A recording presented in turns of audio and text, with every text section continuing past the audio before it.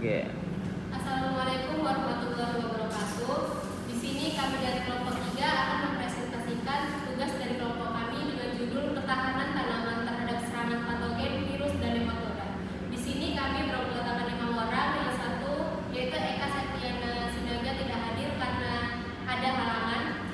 Saya sendiri Indah Putri Maharani Sirait sebagai moderator. Ada Ferdian Saputra sebagai pemateri 1, Tohir sebagai pemateri 2, dan Iqbal Bumori sebagai pemateri 3.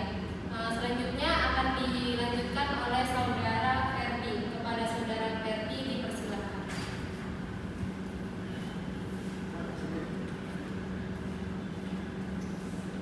Baik, sebelum itu kita akan membacakan terlebih dahulu. Pertanian merupakan sektor penting yang mendukung ketahanan pangan perekonomian global, khususnya di negara agraris seperti Indonesia. Namun tantangan besar dalam sektor ini adalah serangan patogen seperti virus dan nematoda yang dapat menyebabkan kerusakan signifikan pada tanaman budidaya menurut laporan dari Food and Agriculture Organization atau FAO. Kerugian hasil panen akibat patogen tanaman dapat mencapai 20-40% setiap tahunnya, dengan dampak terbesar dirasakan oleh petani di negara berkembang. Pengertian kata karakteristik patogen virus dan nematoda. Patogen adalah organisme hidup yang mayoritas bersifat mikro dan mampu menimbulkan penyakit pada tumbuhan. Mikroorganisme tersebut antara lain fungi, bakteri, virus, nematoda, mycoplasma, spiroplasma, dan rickettsia. Patogenisitas adalah kemampuan untuk menimbulkan penyakit. Istilah virulensi digunakan sebagai ukuran tingkat patogenisitas, dan ini lebih bersifat kualitatif daripada kuantitatif. Pengertian patogen virus dan nematoda. Virus adalah suatu nukleoprotein yang sangat kecil dan tembus cahaya sehingga sulit dilihat dengan mikroskop cahaya. Yang kedua, nematoda adalah cacing tidak bersegmen yang dapat ditemukan di banyak habitat dengan jumlah yang berlimpah di tanah. Nematoda sebagian besar mikroskopis dan tidak melarang dengan ukuran panjang bervariasi dari 0,2 mm hingga 11 mm dengan diameter 0,01 mm hingga 0,05 mm. Baik, kita langsung ke karakteristik virus. Keberadaan virus dalam tanaman dapat dideteksi dengan beberapa cara, yaitu purifikasi, mikroskop, elektron, dan pendeteksian serologi. Virus tanaman pada umumnya terdiri dari asam nukleat dan protein, tetapi beberapa virus ada yang disusun atas lebih dari suatu ukuran asam nukleat dan protein. Yang lainnya mengandung enzim yang bisa lipat lipid. Asam nukleat yang terkandung pada virus dapat mencapai 5-40% dan 60-95% sisanya adalah protein. Baik, akan dilanjutkan oleh Purnaini Tahir.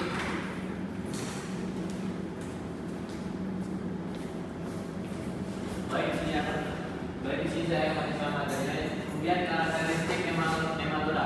Nematoda atau cacing giling merupakan organisme mikroskopis yang termasuk dalam filum nematoda. Mereka memiliki tubuh berbentuk silindris dan meruncing di tubuh ujungnya, serta dikelilingi oleh lapisan kutikula yang fleksibel. Nematoda memiliki kemampuan adaptasi yang luar biasa terhadap lingkungan yang ekstrim seperti kekeringan atau suhu tinggi dengan memasuki kondisi dormansi. Beberapa nematoda parasitik bahkan dapat tetap bertahan di tanah dalam bentuk telur atau larva selama bertahun-tahun, menunggu kondisi yang cocok untuk menginfeksi tanaman. Kemudian, ketahanan tanaman terhadap virus. Salah satu mekanisme ketahanan utama adalah melalui ketahanan genetik, di mana tanaman memiliki gen resistensi atau resistant genes or regenes yang mampu mengendalikan keberadaan protein avirulens or AVR dari virus. Tanaman juga memiliki mekanisme RNA silencing sebagai pertahanan molekuler terhadap virus. RNA silencing adalah proses di mana tanaman memproduksi molekul kecil RNA seperti small interfering RNA atau sirna yang secara spesifik mengendalikan dan memotong RNA virus.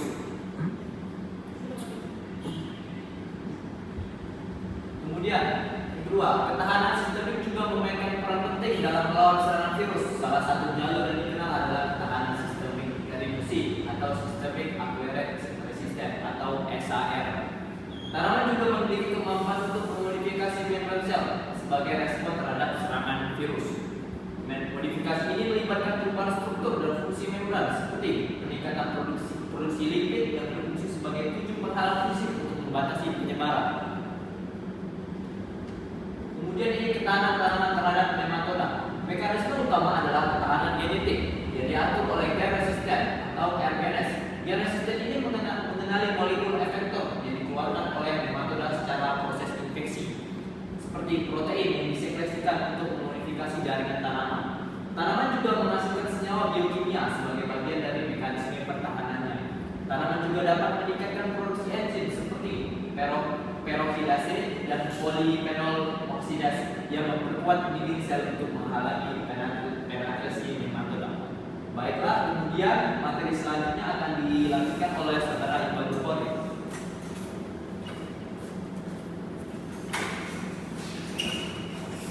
Baik, saya ingin melanjutkan materinya tentang ketahanan tanaman terhadap nematoda.